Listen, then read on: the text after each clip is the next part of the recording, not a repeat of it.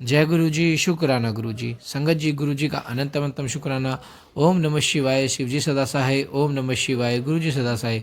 संगत जी, गुरु जी हमारे साथ हर बुरे से बुरे वक्त में भी खड़े होते हैं और हर अच्छे से अच्छे वक्त में भी खड़े होते हैं। संगत जी, गुरु जी की ब्लेसिंग हमें हर तरफ से मिलती है, बस हमें समझना चाहिए। संगत जी, दुख आए तो समझो कि गुरु जी ने हमारे बुरे कर्म काट दिए हैं और हमें आने वाले समय के लिए अच्छा समय गिफ्ट में ब्लेस कर दिया है।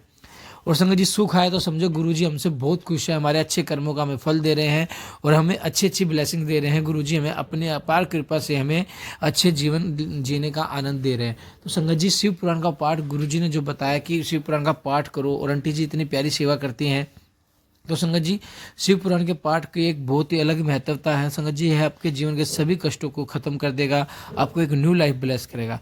आइए सत्संग को शुरू करते हैं गुरु मंत्र जाप से। पाठ को ओम नमः शिवाय, शिव जी सदा सहाय। ओम नमः शिवाय, गुरु जी सदा सहाय। जय गुरु जी। पाठ है शिव पुराण का आंटी जी के द्वारा। जय गुरु जी। अथ द्विचत्वारिंशोऽध्याय। अंधकासुर की उत्पत्ति की कथा। शिव के वरदान से हिरण्याक्ष द्वारा अंध को पुत्र रूप में प्राप्त करना, हिरण्याक्ष द्वारा पृथ्वी को पाताल लोक में ले जाना, भगवान विष्णु द्वारा वराह रूप धारण करके हिरण्याक्ष का वध कर पृथ्वी को यथास्थान स्थापित करना। द्विचत्वारिंशोऽध्याय मीन्स 42वां अध्याय। नारद उवाच शंखचूडवधं श्रुत्वा चरितं शशिमौलिनः अहं तृप्तोऽस्मि नो तृप्तोऽमृत पीत्वा यथा जन। ब्रह्माण्य चरित्रं तस्य महेशस्य महात्मनः मायामश्रित्य सलीलां कुर्वतो भक्तमोददाम्। नारद जी कहते हैं, शंखचूड़ के वध से संबंध महादेव जी के चरित्र को सुनकर मैं उसी प्रकार तृप्त नहीं हो रहा हूँ जिस प्रकार कोई व्यक्ति अमृत का पान करके तृप्त नहीं होता। इसलिए हे ब्राह्मण, माया का आश्रय लेकर भक्तों को अनंत प्रदान करने वाली उत्तम लीला करने वाले उन महात्मा महेश का जो चरित्र है उसे आप मुझसे कहिए। ब्रह्मोवा शंखचूड़ वधम श्रुत्वा व्यास सत्वती सुतः अपराक्षि दिमेवार्थम ब्रह्मा पुत्रम महेश मुनीश्वरम। सनत कुमार प्रवाच व्यासम सत्यवती सुतम सुप्रशंस्य महेशस्य चरितम मंगलान्यम। सनित कुमार वाच शृणु व्यास महेशस्य चरितम मंगलनायनम यथान्तको गणपत्यं प्राप शंभो परमात्मनः कृत्वा परम संग्रामम तेन पूर्व मुनीश्वरा प्रसादं तुम महेशान सत्वभावात् पुनः पुनः। महात्म्य अद्भुतम शंभो शनागत रक्षिणा सुभक्त वत्सलस्य नानालील विहारिणा। महात्म्यमेतद् विशुद्धवचस्य श्रुत्वा मुनिगन्धर्वतिसुतो वचो महार्थं प्रणिपत्य भक्त्या उवाच तं ब्रह्मसुतं मुनीन्द्रम्। व्यासवाच को हान्दको वे भगवन मुनीश कस्यान्वे वीर्यवत पृथ्व्यां जातो महात्मा बलवान प्रधान किमात्मा कस्य सुतोऽन्धकस्य एतत् समस्तं सुरहस्य मते भ्रुवि मे ब्रह्मा सुतं प्रसाद्य सकन्दम्य मे विदितं हि स्मख्य महेश पुत्र आत्मिता बुभात। गणपत्यं कथं प्राप शंभो परम तेजसा सुहंदको धन्य एवती यो बभूव गणेश्वर।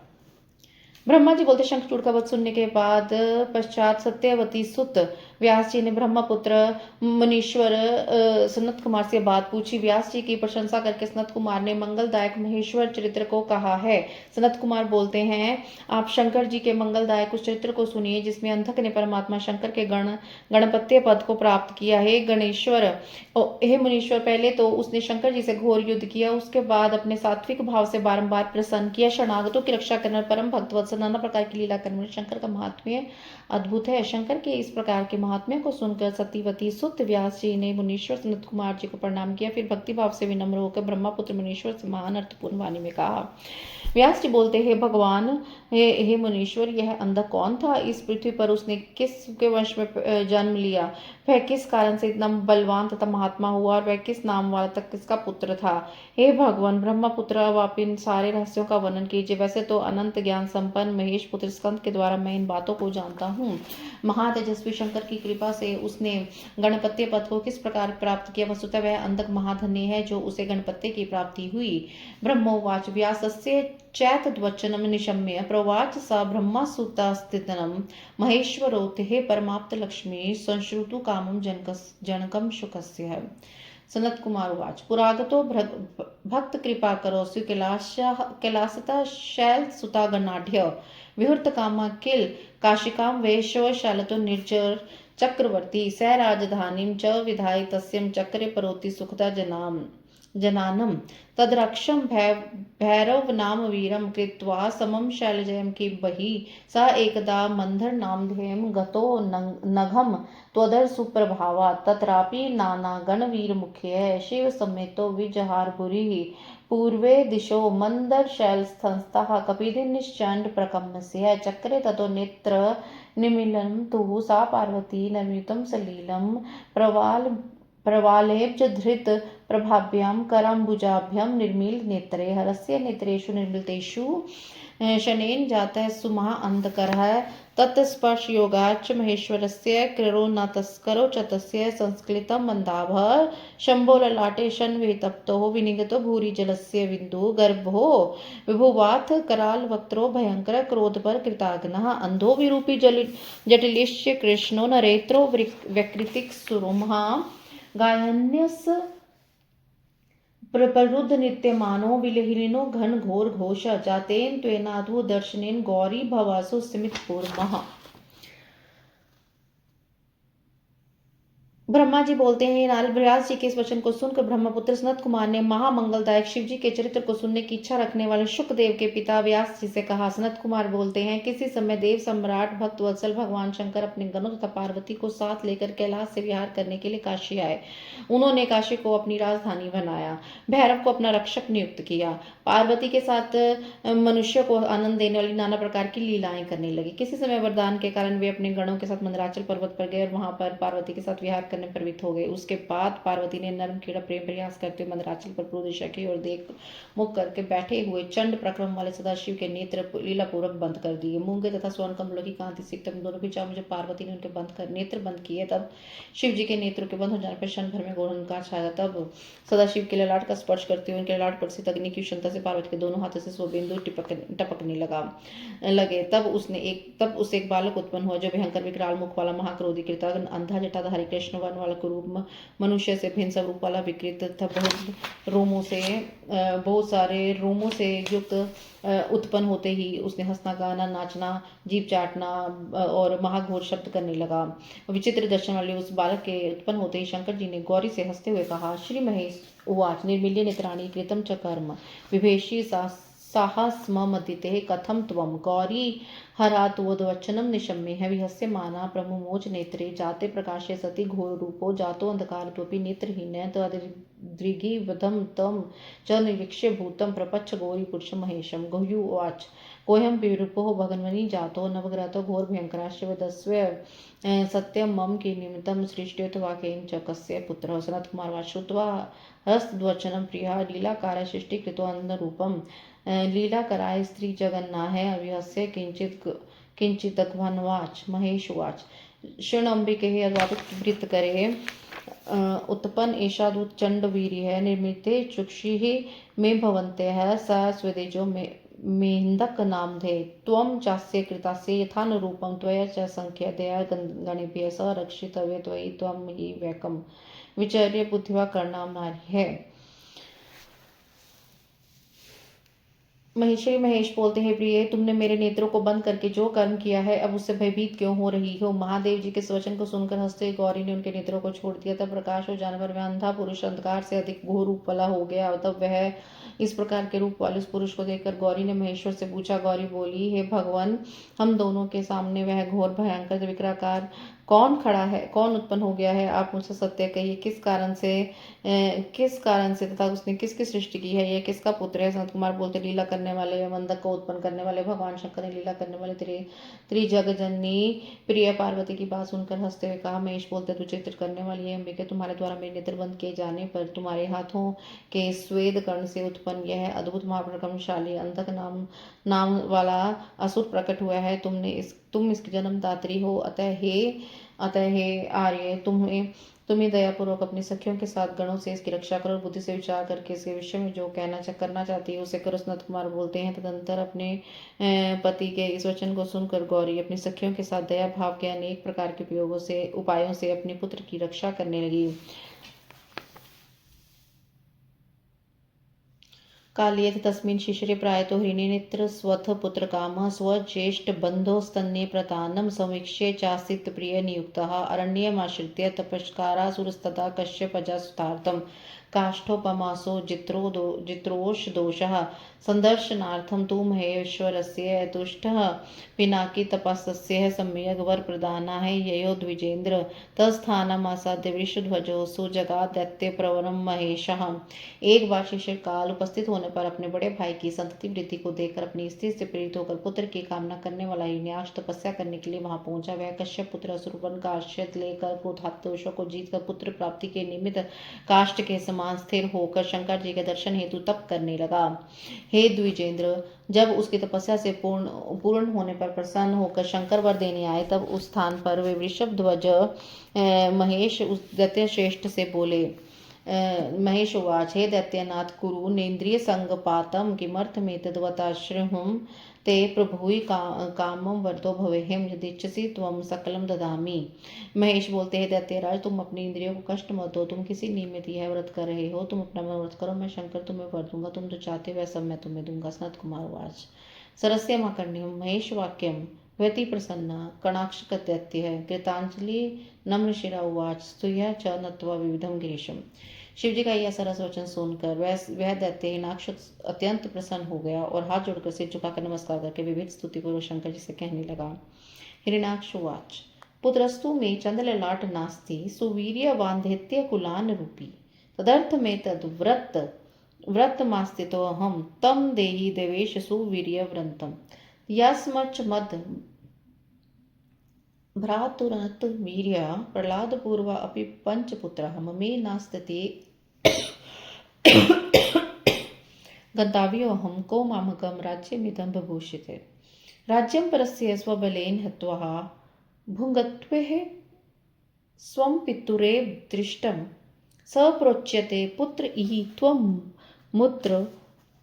पुत्र स तेनपि भेवित पितासोः।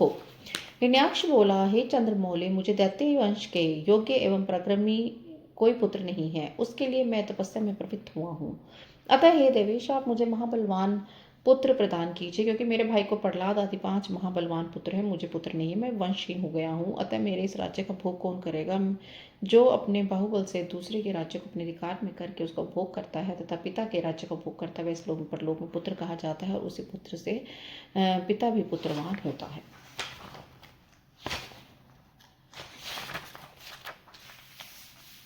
उधर्वं गतिः पुत्रवतां निरुक्तः मनीषिभिः धर्मवृत्ता वरिष्ठे सर्वाणि भूतानि तदर्थमेव मथा प्रवर्तते पशून् स्वतेजसा निर्वन्यस्त्यात् न सन्ति लोकाः तदर्थमिच्छन्ति जना सुरेभ्यः सदा समाराध्य सुरांगधृपकञ्चः याचन्ते ततं सुतमेकमेव। वरिष्ठ धर्मज्ञ ऋषियों ने पुत्रवानों की ही उधर्व गति कही है, इसलिए सभी प्राणी उसी के लिए कामना करते हैं तथा मरने के पश्चात वह तेज पशुओं में चला जाता है, अर्थात व्यर्थ हो जाता है। पुत्रहीन को उत्तम लोक नहीं प्राप्त होता है, इसलिए लोग उसके लिए इच्छा रखते हैं कि देवताओं के चरण कमल की आराधना कर उनसे एक पुत्र की याचना करते हैं। सनत कुमार उवाच, एतद्वचनं निशम्य कृपा करो दैत्य निरुपस्य तुष्टा तमाव दैत्यधिप नास्ति पुत्रः त्वधीर्यजः किन्तु ददामि पुत्रं मम आत्मजः त्वधनात्मकमेध्यं त्वतुल्यवीर्यं त्वपराजितं च वृणाश्व पुत्रं सकलं विहाय दुःखं प्रतीक्षस्व सुतं त्वमेव इति मुक्त्वा प्रदितो स तस्मै हिरण्यनेत्राय सुतं प्रसन्न हरस्तु गौर्या सहितो महात्मा भूतादिनाथ स्त्रिय पुरारी रुग्रह ततो हरात् प्राप्य सुतं स दैत्यः प्रदक्षिणीकृत्य क्रमेण स्तोत्रेणेकभिज्यः रुद्रं तुष्टं स्वराज्यं गतवान् महात्मा ततस्तु पुत्रं गिरिशादवाप्य रसातलं चण्ड प्राकमस्तु इमां धरित्रीमन् स्वदेशं दैत्य विजित्वा त्रिदशानीन् शेषान् ततस्तु देवमुनिभिश्च सिद्धे सर्वात्मक जगमहे करालम् वराहमिश्रित्यहं वपु प्रधान मार्दितो विष्णुरन्त वीर्यः घोन प्रहारे विविधे धरिरन्त्रिः विधार्य पातालतल्यं प्रविश्य टुण्डेन दैत्येन शतशो विचूर्णैः दृष्टाभिभ्या खण्डिताभिः पाद प्रहारे निप्रकाशे ऋणमथ सैन्यानि निश्चारणं मर्तण्ड कोटि प्रतिमेन पश्चात् सुदर्शनेनाधु चण्ड तेज हिरण्यस्य नेत्रस्य शिरोज्वलन्तं चिचेदत्यंश दोदः दृष्टान् तथा प्रहिष्टोदितेन्द्रराज स्तमन्दकं तत्र स चाभ्यषिचन् स्वस्थानमगत्य ततो धारित्रिः दृष्टाः कुरेणोः द्वितः प्रहिष्टः भूमि च पतालन् महात्मा पुपोष भागम त्वत्पूर्वकं तुः देवे समस्त मुन्यभिपृष्टे रभिष्टुतः पदभुवाश्च तेन यह्यो स्वलोकं हरिरुग्रकाह्यो वरारूपस्तु सुकार्ये कर्तो हिरण्येत्रः हतो सुरशे वरारूपेण सुरेण सद्या देवा समस्त पुण्यवश्य सर्वे परे च जीवा सुखिनो बभूव। सनत कुमार बोलते हैं, तब कृपालु शंकर दैत्यराज के उस वचन को सुनकर प्रसन्न हो गए और उनसे बोले, हे दैत्यराज, यद्यपि तुम्हारे वीर्य से पुत्र उत्पन्न नहीं होगा, फिर भी मैं तुम्हें पुत्र प्रदान करता हूँ। तुम अंधक नामक मेरे पुत्र का वर्ण कर लो और जो तुम्हारे ही समान बलवान और अजय है। तुम सब दुखों को त्याग कर उसी को अपना पुत्र मान लो। इस प्रकार कहकर प्रसन्न होकर पार्वती सहित त्रिपुरारी उग्र रूप महात्मा शंकर ने उस हिरण्याक्ष को पुत्र प्रदान किया। इसके बाद वह महात्मा दैत्य शंकर से पुत्र प्राप्त कर यथाक्रम उनकी प्रदक्षिणा कर तथा अनेक स्तोत्रों से रुद्र की स्तुति कर प्रसन्न होकर अपने राज्य की ओर चला गया। तदंतर प्रचंड पराक्रमी वह दैत्य सदाशिव से पुत्र प्राप्त कर संपूर्ण देवताओं को जीतकर इस पृथ्वी को अपने देश पाताल में लेकर चला गया। उनके अनंतर देवताओं, मुनियों एवं सिद्धों ने सर्वात्मक यज्ञ में महाविकराल प्रधान वरारूप का आश्रय लेकर अनंत प्रक्रमण विष्णु का आराधन किया।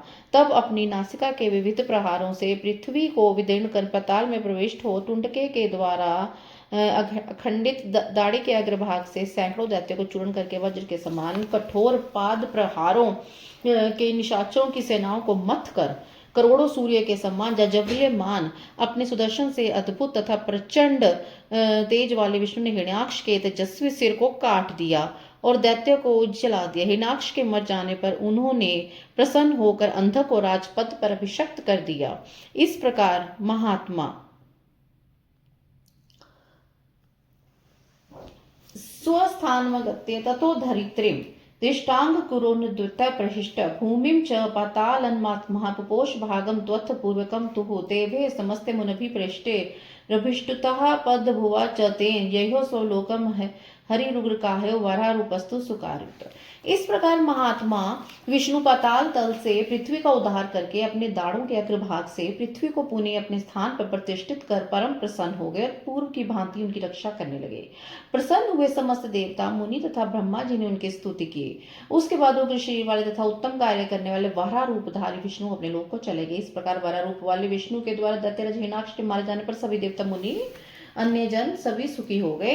इति श्री महापुराणे द्वितीय संहितायां पंचमे युद्धखंडे हिरण्याक्ष वधो नाम द्विचत्वारिंशोऽध्याय। इस प्रकार श्री महापुराण के अंतर्गत द्वितीय रुद्र संहिता के पंचम युद्ध खंड में हिरण्याक्ष वध वर्णन नामक 42वां अध्याय पूरा हुआ। जय गुरु जी, शुक्राना गुरु जी।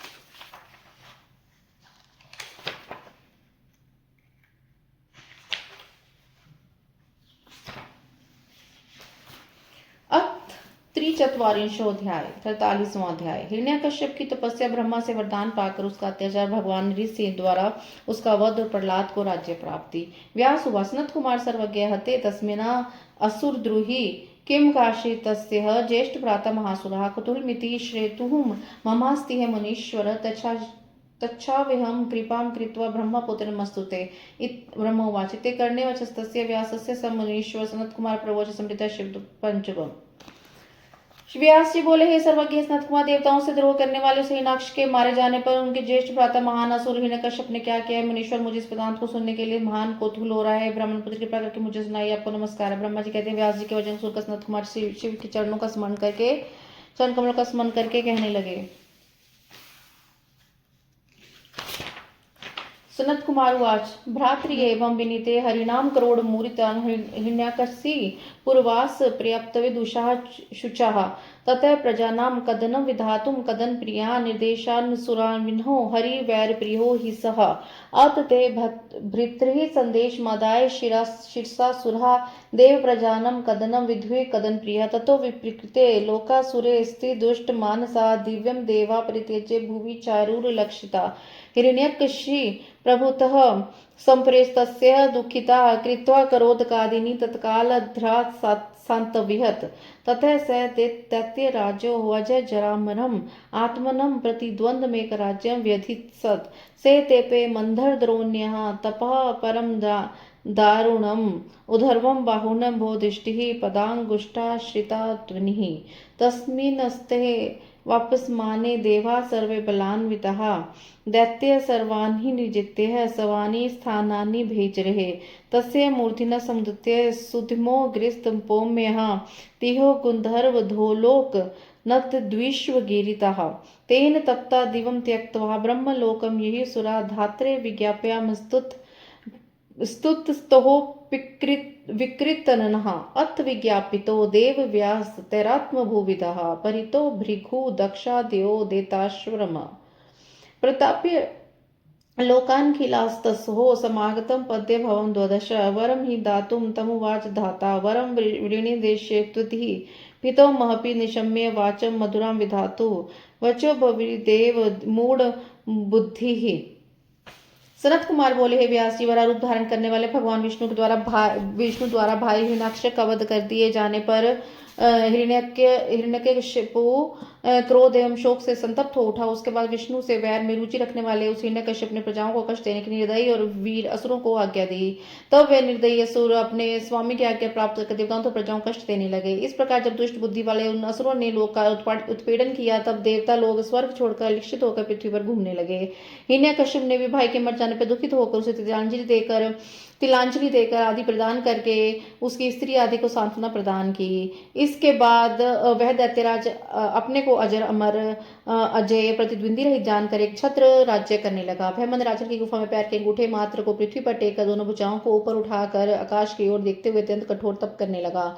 इस प्रकार जब असुर तप कर रहा था, तब सभी बलवान देवताओं ने समस्त दैत्य को जिसका अपना अपना पद पुनः प्राप्त कर लिया। तपस्या करते उस हिरण्यकश्यप के सिर से धूम सहित तपोमय अग्नि प्रकट हुई। वह दीक्षे ऊपर नीचे चारों ओर फैल रही थी, लोगों को तपाने लगी। उसे तप्त होकर देवगण स्वर्ग लोक छोड़कर ब्रह्मलोक जाने लगे। उसकी तपस्या से विकृत मुख वाले उन देवताओं ने ब्रह्मा जी से सारा वृत्तांत कहा। हे व्यास, उन देवताओं के द्वारा इस प्रकार कहे जाने पर स्वयंभू ब्रह्मा जी भृगु दक्ष आदि को अपने साथ लेकर उस दैत्येंद्र के आश्रम पर चले गए। इसके बाद अपनी तपस्या से सारे लोगों को संतप्त कर उस दैत्यराज ने वर के लिए आए हुए ब्रह्मा जी को देखा। पितामह ब्रह्मा जी ने भी उसे कहा, वर मांग लो। तथा विधाता का मधुर वचन सुनकर वह बुद्धिमान यह वचन कहने लगा। हिरण्यकश्यपुवाच मृत्यु भयं मे भगवन् प्रजेश पिता महाभुन कदापि देव शस्त्रास्त्र पाशाश निशुंक वृक्ष किरीतेन्द्र तोयग्नि प्रहारे देवश्च दैत्य मुनिवेश सिद्धे त्वत् सृष्टि जी भैव वाक्यत कृम स्वर्गे धरण्यम दिवसे निशाम्य नैवो धर्वतो नाप्तिहत प्रजेश। हिरण्यकश्यप बोला, है भगवान ब्रजेश, है पितामह, हे देव, शास्त्र अस्त्र पाश वज्र सूखे पहाड़ वृक्ष जल अग्नि तथा शत्रुओं के प्रहार से और देव दैत्य मुनि से तथा आपके द्वारा रचित सृष्टि के किसी भी जीव को मुझे मृत्यु का भय ना हो। किसी जीव से हे प्रजेश अधिक क्या कहूँ, स्वर्ग में पृथ्वी पर रात एवं दिन में ऊपर नीचे की ओर कहीं भी मेरी मृत्यु ना हो। सनत कुमार उवाच तस्येताधि दृग्वचनम निशम्ये दैत्येन्द्रम दृष्टोपि लभस्व सर्वं प्रणम्य विष्णु मनसा तवाह दयन्वितो साविति पदयोनिः अलम तपस्यते परिपूर्ण कामः समास्यस्त्राणि च क्षणात्वत्यः अतिष्ठं राज्यं कुरु दानवानं श्रुत्वा गिरिं तत्सुमुखो बभूव राजाभिषक्तः प्रपितुं मोहने त्रैलोक्य नाशाय मतिं चकार उत्साद्य धर्मान सकलान प्रमतो जितात्वेः सोऽपि सुरात् संस्थान ततो भयाद इंद्रमुखाश्च देवः पितामहाज्ञं समाप्य सर्वे उपद्रुता दैत्यवरेण जाताः शिरो दधिं यत्र हरस्तुषेते आराध्यां सुरति विष्णुः स्तुत्वा वचोभिः सुखदं हि मत्वा निवेद्यं सुरथो प्रसन्नं दुःखं सबकीय सकलं हि ते श्रुत्वा तदीयं सकलं हि दुःखं तुष्टो रमेश प्रदत्तो वरांस्तु उत्थाय तस्मांश्च दुबेन्द्रोः निजा रूप विविधे चोहपि आश्वास्य देवान् खिलान् मुनिमः उवाच वैश्वान् तुल्य तेजसा दैत्यं हनिष्ये वर्षभं सुरेशा प्राय धामानि ही निजानि तुष्टा। सनत कुमार बोले, इस दैत्य के इस प्रकार के वचन को सुनकर मन में विष्णु को प्रणाम करके दया से युक्त होकर ब्रह्मा जी ने उनसे कहा, हे दैत्येंद्र, मैं तुम पर प्रसन्न हूं, तुम सब कुछ प्राप्त करो। हे दैत्येंद्र, अब तुम तपस्या करना छोड़ दो, क्योंकि तुम्हारा मनोरथ पूर्ण हो गया है। उठो, 96,000 वर्षों तक दानव का राज्य करो। यह वाणी सुनकर वह हर्षित हो गया। उसके अनंतर ब्रह्मा जी के द्वारा अभिषक्त वह दैत्य प्रमथ होकर सभी धर्मों को नष्ट करके देवताओं को भी युद्ध में जीतकर तीन लोगों को नष्ट करने का विचार करने लगा। तब उस दैत्यराज ने पीड़ित हुए इंद्रादि सभी देवता भय से व्याकुल हो पितामह की आज्ञा प्राप्त करके क्षीर सागर में गए, जहां विष्णु शयन करते हैं। उन्होंने विष्णु को अपने लिए सुखदायक जानकर अनेक प्रकार के वचनों से उनकी स्तुति करके प्रसन्न हुए विष्णु से अपना सारा दुख निवेदित कर दिया। तब प्रसन्न विष्णु ने उनका समस्त दुख सुनकर उन्हें अनेक वर प्रदान किए। शैया से उठकर अग्नि के समान तेजस्वी उन्होंने अपने अनुरूप नाना प्रकार की वाणियों से आश्वासन देते हुए कहा कि हे देवता, आप लोग प्रसन्न हो, अपने अपने स्थान को जाए, मैं उस दैत्य का वध अवश्य करूंगा। श्रुत्वा रमेशस्य वचय सुरेशा शक्राधिकास्ते निखिला संतुष्टा युयु स्वाधामिनी हिरनेत्रा अनुजम च मत्वा नीतम मुनीश। हे मुनीश, विष्णु का वचन सुनकर इंद्र आदि सभी देवता अत्यंत प्रसन्न हो गए और हिरण्याक्ष के भाइयों को मरा हुआ मानकर अपने अपने लोक को चले गए। युयु आश्रित रूपम जटिलम करालम दृष्टायुधम तीक्ष्ण नखम सुनासन सेहम च नारम सुविदितास्यम मार्तंड कोटि प्रीतमम सुघोरम युगांत कालाग्निम संप्रभावम जगन्मन्य किम बहुभिवर्चोभिः अस्ते रवोसोऽपि हि गच्छतिशो गते सुरनाम नगरीं महात्मना कृत्वा च युधं प्रबले स दैत्ये हित्वा ते दैत्ये गणः गृहीत्वा भ्रभां तत्रद्वुत विक्रमस्य भवञ्च तास्तान् सुरान् निरीहिसिंह दृष्टः स दैत्ये तुल्यप्रभाव स्ते रेभिरे ते हि तथैव सर्वे सिंहं च तं सर्वमयं निरक्ष्य प्रह्लादनामा द्वितेन्द्रपुत्र उवाच राजनं नह्य मेघेन्द्रो जगन्मये की समुपागतस्य। तदंतर महाजटायुक्त विकराल तीखे दांत रुसव रूप आयुध वाले तीक्ष्ण नखों वाले सुंदर नासिका वाले पूरनते खुले हुए मुंह वाले करोड़ों सूर्य के समान जाज्वल्यमान अत्यंत भयंकर आदि क्या कहें, प्रलय कालीन अग्नि के समान प्रभाव वाले वे महात्मा विष्णु जगन्मय नृसिंह का रूप धारण करके सूर्य के अस्त होते समय असुरों की नगरी में गए। अद्भुत प्रक्रम वाले नृसिंह प्रबल दैत्यों के साथ युद्ध करते हुए उन्हें मारकर शेष दैत्यों को पकड़कर घुमाने लगे और उन्हें असुरों को पटक कर मार डाला। दैत्यों ने उन अतुल प्रभाव वाले नृसिंह को देखा और उन्होंने पुनः युद्ध करना प्रारंभ किया। हिरण्यकश्यप के प्रहलाद नामक पुत्र नृसिंह को देखकर राजा से कहा, यह मेघेन्द्र जगन्मय विष्णु तो नहीं है? प्रहलाद बोले,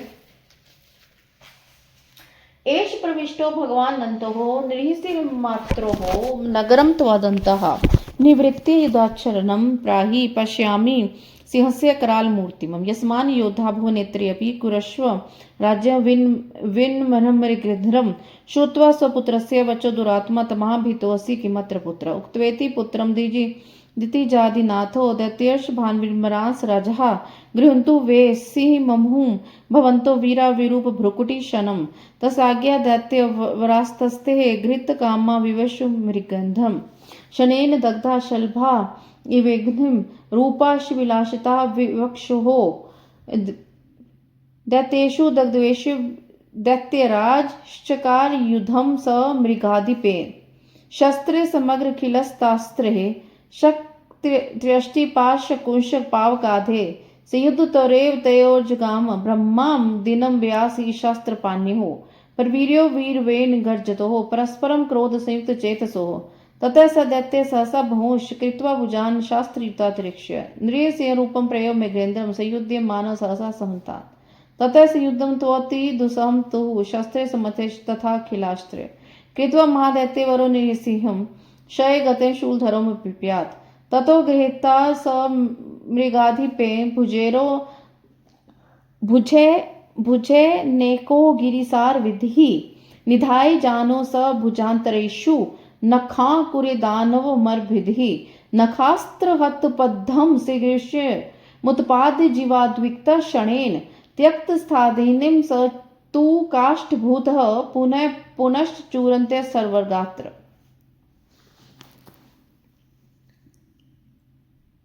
प्रहलाद बोले, ये भगवान अनंत नृसिंह का रूप धारण करके आप नगर में प्रविष्ट हुए हैं, अतः आप युद्ध छोड़कर उनकी शरण में जाइए। मैं इस सिंह का विकराल मूर्ति को देख रहा हूँ। हे दैत्येंद्र, इनसे बढ़कर इस जगत में और कोई योद्धा नहीं है, अतः इनकी प्रार्थना कर आप राज्य करें। तब अपने पुत्र की बात सुनकर दुरात्मा उससे बोला, हे पुत्र, क्या तुम डर गए हो? पुत्र ने इस प्रकार कहकर दैत्यों के स्वामी इस राजा से महावीर श्रेष्ठ दैत्य को आज्ञा दी कि हे वीरो, यह विकृत भ्रिकुटी तथा नेत्र वाले नरसिंह को पकड़ लो। तब उसकी आज्ञा से पकड़ने की इच्छा दैत्य श्रेष्ठ उस सिंह की ओर जाने लगे, किंतु वे क्षण भर में दग्ध हो गए। जैसे रूप की अभिलाषा करने वाले पतंगे अग्नि के समीप जाते ही जल जाते हैं, उन दैत्यों के दग्ध हो जाने पर वह दैत्य राज स्वयं सभी अस्त्र शस्त्र शक्ति पाश अंकुश अग्नि आदि के द्वारा निरसे से संग्राम करने लगा। हे व्यास, इस प्रकार शस्त्र धारण कर गर्जनाकार क्रोधपूर्वक परस्पर युद्ध करते समय उन दोनों महावीरों का ब्रह्मा के एक दिन के बराबर समय व्यतीत हो गया। उसके बाद अनेक भुजाओं को धारण करके चारों ओर से युद्ध करते हुए नरसिंह को देखकर वह दैत्य पुनः उनसे सहसा भिड़ गया। तब वह महादैत्य नाना प्रकार के शास्त्र अस्त्रों से अत्यंत उत्साह संग्राम करके उन शास्त्र अस्त्रों के क्षीण हो जाने पर शूल लेकर नृसिंह पर झपट पड़ा। इसके बाद नृसिंह ने पर्वत के समान अपनी कठोर भुजाओं से पकड़ लिया और भुजाओं के मध्य दोनों जानुओं पर उस दानव को रखकर मर्म भेदी नखंकुरों से उसके हथ कमल को फाड़कर उसे लहूलुहान करके सभी अंगों को चूर्ण कर दिया। प्राणों से रहित हो जाने पर वह समय पर काष्ठ के समान हो गया।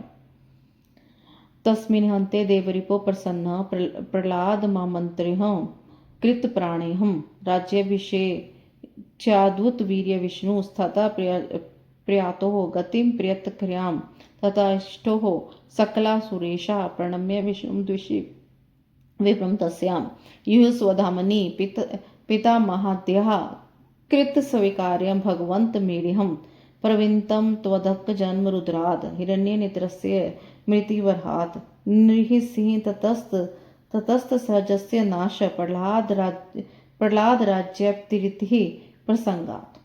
उस देव शत्रु के मारे जाने पर अद्भुत पराक्रम वाले विष्णु प्रसन्न होकर प्रणाम किए गए प्रहलाद को बुलाकर उसे राज्य पर अभिषेक करने के अंतर ध्यान हो गए। हे विप्र, अब अत्यंत हर्षित पितामहादि समस्त देवता अपना कार्य पूर्ण कर चुके स्तुत्य भगवान विष्णु को अथवा उन दिशा को प्रणाम करके अपने अपने धाम को चले गए। हे व्यास, मैंने प्रसंगवश रुद्र से अंधक का जन्म, वराह से हिरण्याक्ष की मृत्यु, नरसिंह से उसके भाई के हिरण्यकश्यप का वध, प्रहलाद की राज्य प्राप्ति, इन सबका वर्णन कर दिया है। शृणुत्विदानीं द्विजवर्यं मतोहम अंधक प्रभावं भवकृतं प्रबलधम हरेण युद्धम खलु तस्य पश्चात गणाधिपत्यम गिरीशस्य तस्य। हे द्विजवीर्य, अब आप शिवजी से प्राप्त अंधक के पराक्रम, शिव से उसके युद्ध तथा बाद में उसकी शिवजी से गणाधिपत्य की प्राप्ति को मुझसे सुनिए। इति श्री महापुराणे द्वितीयां संहितायां पंचमे युद्धखंडे गणाधिपत्य प्राप्त्यहम अंधकम जन्म हिरण्य नेत्र हिरण्यकश वध वर्णम नाम 43वां। इस प्रकार श्री महापुराण के अंतर्गत द्वितीय संहिता के पंचम युद्धखंड में गणाधिपत्य प्राप्ति, अंधक जन्म, हिरण्यकश्यपु वध वर्णन नामक 33वां अध्याय पूर्ण हुआ। जय गुरु जी, शुक्राना गुरु जी।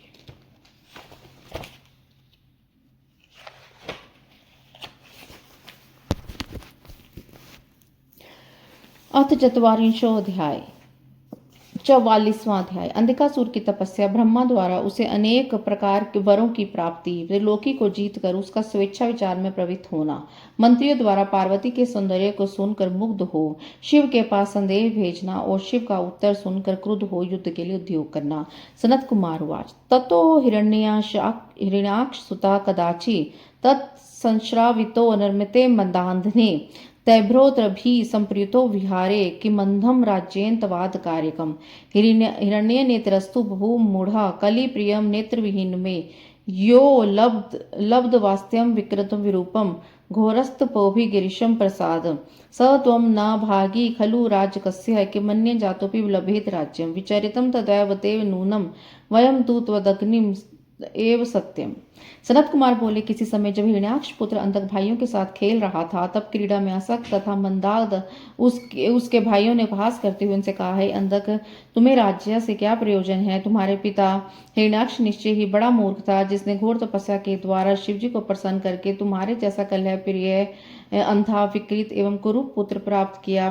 तुम निश्चय ही राज्य के भागी नहीं हो। क्या दूसरे से उत्पन्न हुआ व्यक्ति राज्य का अधिकारी बन सकता है? तुम ही विचार करो, उसके अधिकारी तो सचमुच हम लोग ही हैं। सनत कुमार उवाच, तेषां तु वाक्यानि निशम्यतानि विचार्य बुद्ध्या सौम्येव दीनः तान् शान्तयित्वा विवर्धे वचोभिः गतस्तववर्ण्यं निशिं निर्जनुं तः वर्षायुतं तत्र तपश्चात् जजाप जाप्यं विधित्रेकपादः आहारहीनो नियम बाहु कृतुं न शक्य हि सुरासुर्यतः।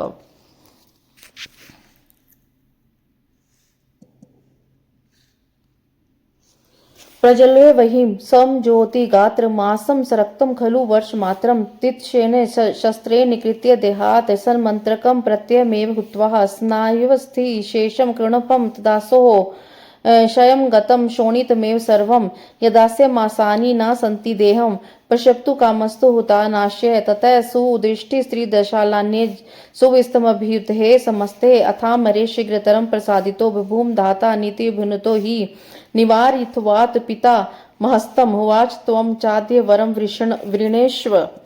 वृणेष्व यस्याप्तिकामस्तव सर्वलोके सुदुर्लभं दानव तं ग्रहाण स पद्योनेस्तु वचो निशम्य प्रवाच दीन प्रणस्तु दैत्य योनिष्ठुमहे प्रणतं तु राज्यं प्रादमुख्यं मम सन्तु भृत्य अंधस्य दिव्यं हि तथास्तु चक्षुरिन्द्राद्यो मे करदा भवन्तु मृत्यस्तु मा भुन्मं देवदैत्य गन्धर्वशोरगमानुषेभ्यः नारायणधादिति द्विजेन्द्र शत्रो सर्वजना सर्वमाच्य शर्वात् श्रुत्वा वचस्तस्य सुदारुणं तत् शक्तिं पद भवस्तामहे।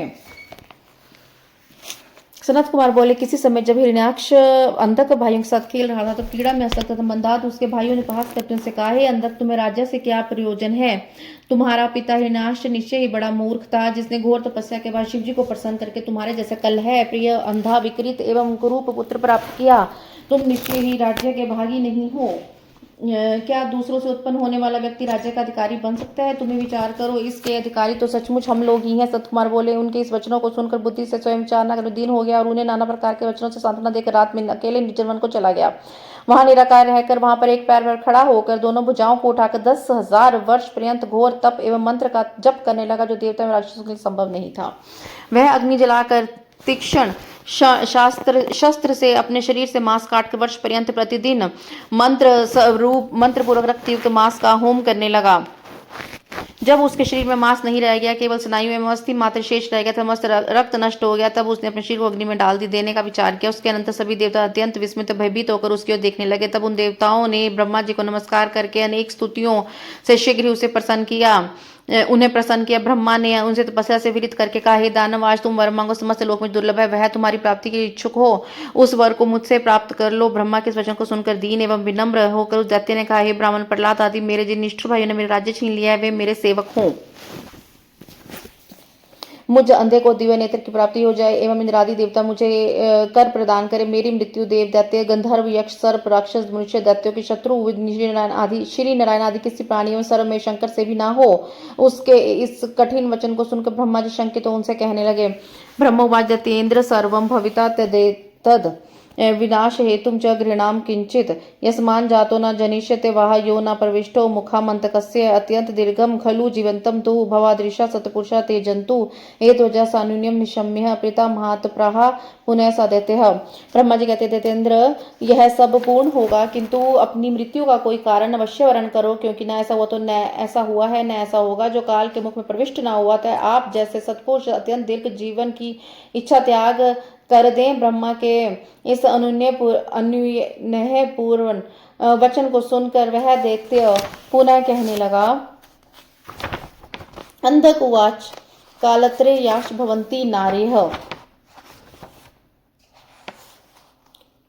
तासां च मध्ये खला रतनभूता ममापि नित्यं जननी कञ्चित् कायेन वाचा मनसाप्यगमः नारी नरलोकस्य च दुर्लभा या तां कामिनस्य ममस्तु नाशो दैत्येन्द्र भावाद गवान स्वयंभू वाक्यम तथा कर्ण्य स पदयोनिः सुविस्मिता शंकर पादभ्यम सस्मार्स प्राम्य निदेश माशु संवस्तु तम प्राहम तत्व अंधकम वह।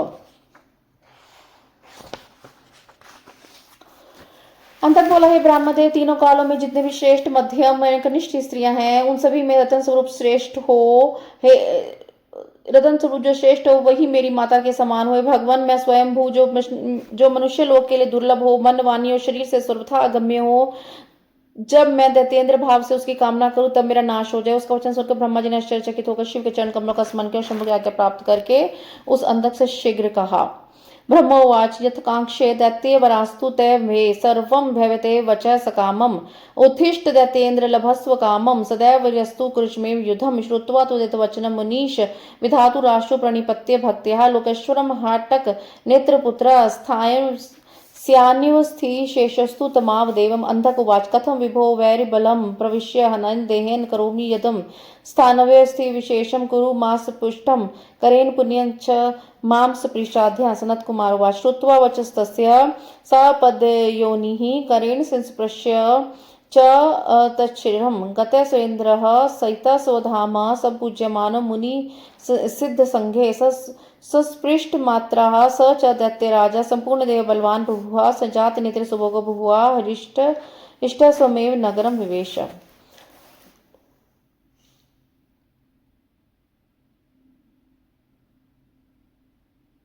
ब्रह्मा जी बोले, हे दैत्य, तुमने जो भी अभिलाषा करते हो तुम्हें वह सभी कामनाएं पूर्ण होंगी। हे दैत्येंद्र, तो अपना अभिष्ट प्राप्त करो और वीरों के साथ सदा युद्ध करो। हे मुनीश्वर, ब्रह्मा जी कैसे वचन सुनकर स्नायु तथा अस्थि मात्र शेष व हिरण्याक्ष पुत्र अंधक ब्रह्मा जी को भक्ति पूर्वक प्रणाम कर प्रभु से कहने लगा। अंधक बोला, हे विभो, मैं इस विकृत शरीर से शत्रुओं की सेना में प्रविष्ट होकर किस प्रकार युद्ध कर सकता हूँ? अतः अपने पवित्र हाथ से मुझे स्पर्श कीजिए, स्नायु तथा अस्थि शेष इस शरीर को शीघ्र ही मांस में पुष्ट कर दीजिए। शरद कुमार बोल का वचन सुनकर ब्रह्मा उसके शरीर का स्पर्श करके मुनि तथा सिद्धों से पूजित होने देवेश्वरों के साथ अपने धाम को चले गए। ब्रह्मा के स्पर्श मात्र से वह दैत्यराज संपूर्ण शरीर तथा बल संपन्न हो गया। वह नेत्र युक्त तथा अंधा हो गया। वह नेत्र युक्त और सुंदर हो गया और प्रसन्न होकर अपने नगर में प्रविष्ट हुआ। उत्सृज्य राज्यं सकलं च तस्मै प्रह्लाद मुख्यस्तावत् दानवेन्द्रः तमागतं लब्धवरं च मत्वा भृत्य बुभुर्वृषगास्तु तस्य। तंत्र प्रह्लाद आदि सभी दैत्येंद्र उसे वर प्राप्त कराया देख समझकर संपूर्ण राज्य उसके लिए छोड़कर उसके अधीन होकर उसके सेवक हो गए। ततो अंधका स्वर्ग मगा द्विजतम सेना विक्तम सभृत्य वर्ग विचित्य देवान प्रधने समस्तान कर प्रथम वज्रधरम चकार नागन सुपर्णान राक्षस्य गंधर्व यक्षणापि मान्यस्तुः गिरेन्द्र वृक्षान समरेषु सर्वाम शुत्पदः सिंह मुखान विजग्यः त्रैलोक्यं मेतति चराचरं वह वशं चकरात्मनि सुनोज्यः ततोऽनुकूलानि सुदर्शनानि नारी सहस्राणि बहुनि गत्वा रसाताले च तथा धरायन् त्रिविष्टपे या प्रमदा स्वरूपा तापहितोनेषु स पर्वतेषु राम रमेषु नदी तेटेषु क्रीडायमान स तु मध्यवर्ती तसां प्रहर्षाद दानवेन्द्र तत्पीत शिष्टानि पिबन् प्रवृत्त्यः दिव्यानि पेयानि सुमशानि अन्यानि दिव्यानि तु यद्रसानि फलानि पुष्पानि सुगंधवती संप्राप्य यनानि सुवनानि मये सृष्टानि गौतमानि पुष्पाद्य धूपान्य विलापनेश्च सुशोभितान् अद्भुत दर्शनेश्च संक्रीडमानस्य गतानि तस्य वर्षयुता निहत तथान्धकस्य जनाति किंचिन शुभम परत्र यदात्मन सौख्यकरम भवेधि संदातको दैत्यवर्ष मूढ़ो मंदाद बुद्धि कृत दुष्ट संगः।